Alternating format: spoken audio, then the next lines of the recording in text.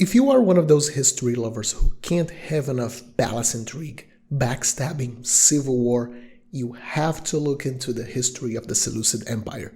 From its very inception under Seleucus I, after Alexander the Great's death, this great empire was plagued with internal conflict.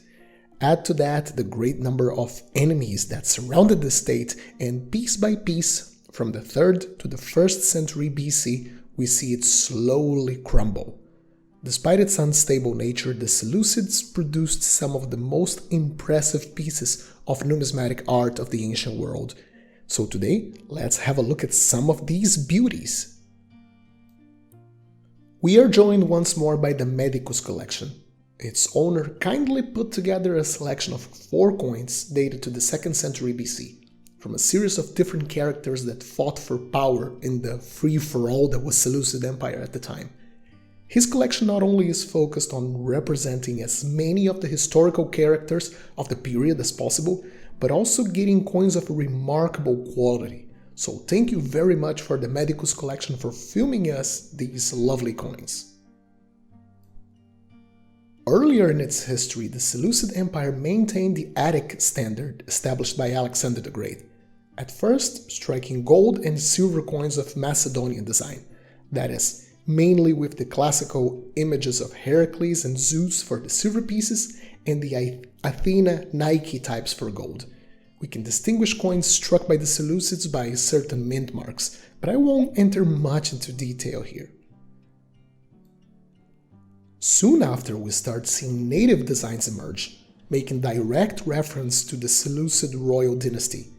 Kings such as Seleucus I and his son, Antiochus I, were among the first men to be depicted on Seleucid coinage, and we start seeing some local visual trends develop.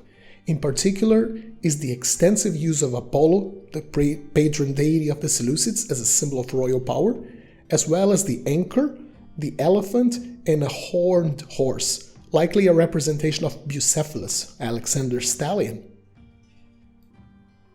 But as the political situation deteriorated, we see new actors fight for power, and we see new types of images, new messages being passed on coins as each contestant tries to gain legitimacy. And this is what we're looking at today.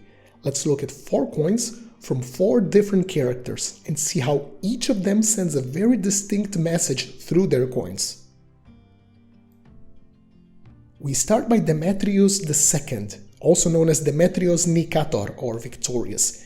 Demetrius lived his early life on exile at the island of Crete, as his father, Demetrius I, was killed by an usurper.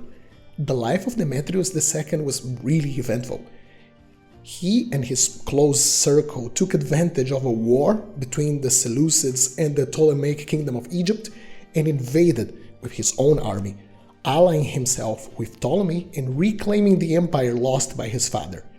He was later defeated and captured by the Parthians to the east, the main threat to his kingdom, only to escape captivity and regain his place on the throne decades later. That is why we split his reign in 2 periods, the first reign between 146 and 138 BC and the second one between 130 and 125 BC. This piece in particular is attributed to the first reign from the city of Sidon, located at Phoenicia. Demetrius mustn't have been more than a teenager when he regained control of the empire, considering he was born in 160, and that's what we have here, the portrait of a very young man. Yet, he's depicted as a king with the royal headband and all. I absolutely love this quirk of Seleucid coinage of showing these wild flocks of curly hair. It gives these coins a sense of movement. The portrait looks very alive. When we head to the reverse, we have the eagle, a symbol of power and a typical design used by Phoenician cities. These cities struck coins on the Phoenician weight standard. The Tetradrachma were slightly lighter at around 14.5 grams, compared to those from the rest of the empire, which weighed at around 17. It's interesting to see how the Seleucid authorities realized that these coins were so well accepted in the area that they didn't want to risk disrupting trade in the region by introducing a new coin. Therefore, they chose not to impose their monetary standard and just leave them as they were. Apart from the ego, we have legends proclaiming Demetrius as king, Demetrio Basileus, of King Demetrius. Demetrius, however, had contestants throughout his reign. The most dangerous of those was Theodotus Tryphon, originally a general under Alexander Balas, the usurper that ousted Demetrius' father. Tryphon took advantage of the tight financial situation Demetrius was under, which resulted in him cutting the pay of his troops. He raised a rebellion against him and carved part of the Seleucid territory for himself. In fact, Tryphon, a man that was not part of the original royal line, became the sole ruler of the Seleucid Empire after Demetrius was captured by the Parthians. This is one of such examples, dated between 139 and 138 BC. The portraits of Tryphon are probably some of the very best of all Seleucid coinage. I mean, look at this. The absolutely wild hair flowing down his neck, and the face made in exquisite detail. Different to the previous coin, where the borders of the design were marked by a series of little dots, the beading in these later Seleucid coins kinda looks like a round necklace laid under the monarch's bust.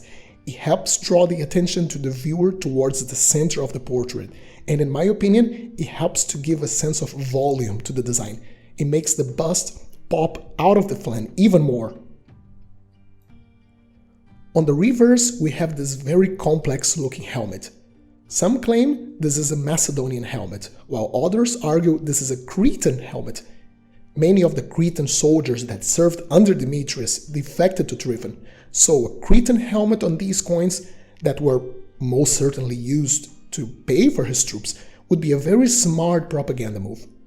Of course, this is a very special helmet. It has this set of very long goat horns over the visor, horns used to be a symbol of supernatural power, so these are here to give Tryphon certain divine attributes, and the whole helmet is just very finely decorated, with complex cheek pieces as well as an eagle design on the helmet.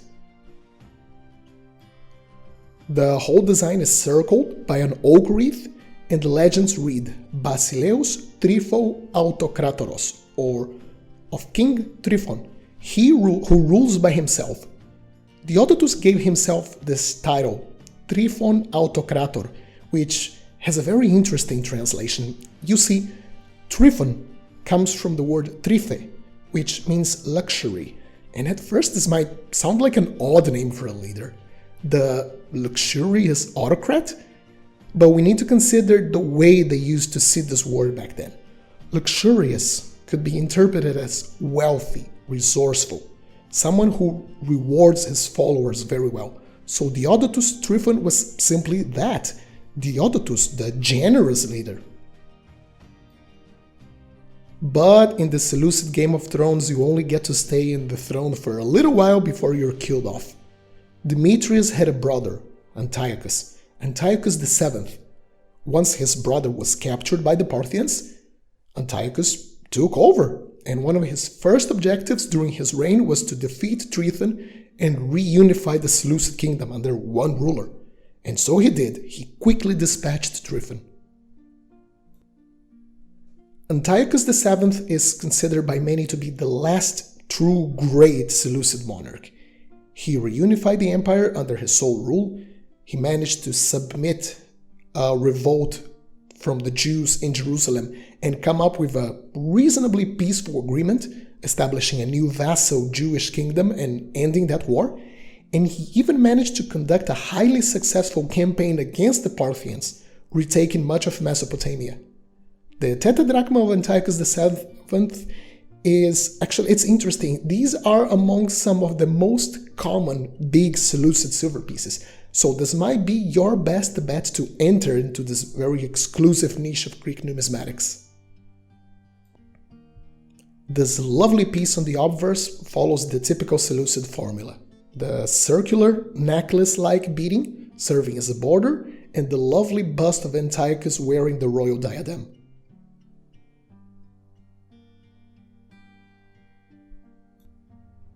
On the reverse, we now have Athena. This is Athena Nikephoros, or Athena, the bringer of victory, because as we can see, she carries a tiny little victory, or Nike in Greek, on her outstretched hand. Athena was the goddess of defensive wars. She was seen as a very defensive, protective deity. So, for a king who claimed to be a restorer of his kingdom after so many years of internal strife and invasions from foreigners, I would say this design is perfect. Around it, the oak wreath gives way to an olive wreath, as we can see the little olives along the leaves. And for the legends, we can read Basileus Antiochou Euergeto, of King Antiochus the Benefactor. Sadly, Antiochus died during his campaign against the Parthians, and Demetrius would reassume the Seleucid throne. And what a disaster the second reign would turn out to be. His capture by the Parthians and the sorry state the empire was in meant he was very unpopular.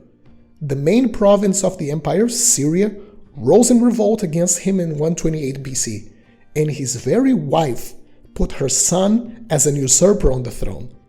In good Seleucid fashion, this kid was also called Antiochus, and we know very little of him apart from his coins, like this very rare example struck at this time revolting city of Antioch. On the obverse, we can see this very chubby little kid. He even has a double chin. This design is quite curious in my view. The engraver clearly was instructed to engrave the image of a child, but being a royal portrait, it was common to depict very young leaders, older than they were, to give them an air of legitimacy, of maturity. The result achieved here is neither one nor the other. We have something that I can only describe as an overgrown child. In any case, the portrait is made in exquisite detail. It's impressive to think that even in such hard times for the Seleucids, they still managed to have master engravers. On the reverse, we have Tyche, the patron goddess of Antioch. In a sense, we see Tyche here as the incarnation of the city itself. Worthy of note is the tower over her head, meant to symbolize the city walls. The goddess is standing, holding a cornucopia, the magic horn of abundance, and the ship's tiller, symbolizing the city's sea power. The legends read, Basileus Antiochou Epiphanes, King Antiochus the Illustrious. Epiphanes was a very common epithet used on imperial titles, so they just picked the most common one and gave it to this little kid. The history of the slow and steady decline and fall of the Seleucid Empire can only be described as a train crash in slow motion. Civil war after civil war, revolt after revolt, crushing defeat after crushing defeat, the empire slowly crumbled under its own weight and the weight of so many enemies attacking at once. I strongly recommend you study the history and the coinages of the Seleucids. It's a really fascinating numismatic niche. Once more, thank you very much for the Medicus Collection for filming me these coins so I could bring them to you today. Do you have any Seleucid coins? Let us know in the comment section down below. I hope you enjoyed. Consider leaving a like and subscribing if you did. Happy collecting, and I'll see you soon.